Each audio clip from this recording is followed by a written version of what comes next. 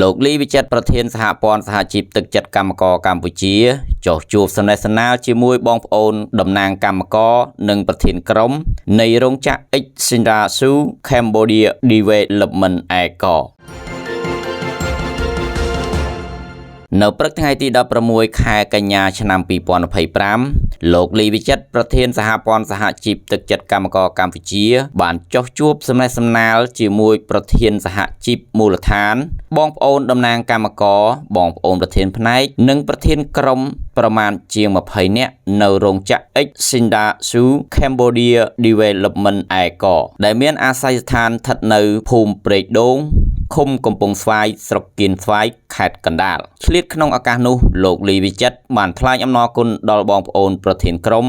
និងបងប្អូនកម្មករដែលបម្រើការងារនៅក្នុងរោងចក្រទាំងអស់ដែលកន្លងមកបានចេញថវិកាផ្ទាល់សម្រាប់ជួយដល់បងវីរៈកងទ័ពជួរមុខនិងជនភៀសសឹកលោកក៏បានផ្សព្វផ្សាយដល់បងប្អូនកម្មករក្នុងរដូវភ្ជុំបិណ្ឌនេះ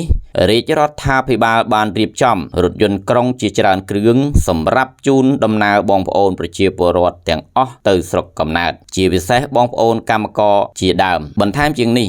លោកលីវិចិត្រក៏បានអំពាវនាវដល់បងប្អូនកម្មករជួយផ្សព្វផ្សាយដល់បងប្អូនមិត្តភ័ក្តិដែលពុំទាន់មានការងារធ្វើជំរុញពួកគាត់មកស្វែងរកការងារក្រោយរដូវភ្ជុំបិណ្ឌបានបញ្ចប់តាមបណ្ដារោងចក្រនានាជាច្រើនកំពុងមានតម្រូវការកម្មករជាច្រើនរូបម្យ៉ាងវិញទៀតលោកលីវិចិត្របានបញ្យល់ណែនាំដល់បងប្អូនតំណាងសហជីពតំណាងកម្មករក៏ដូចជាប្រធានក្រុមទាំងអស់ក្នុងករណីដែលសមាជិកណាម្នាក់ជួបវិវាទការងារមិនថាវិវាទរួមឬវិវាទបុគ្គលក្នុងរោងចក្រគឺអាចមករកតំណាងសហជីពយើងដើម្បីរកដំណោះស្រាយសម្របសម្រួលដល់បងប្អូនជៀសវាងបញ្ហាតូចคล้ายជាបញ្ហាធំដែលធ្វើប៉ះពាល់ដល់ទាំងការងាររបស់បងប្អូននិងខាងរោងចក្រជាដើម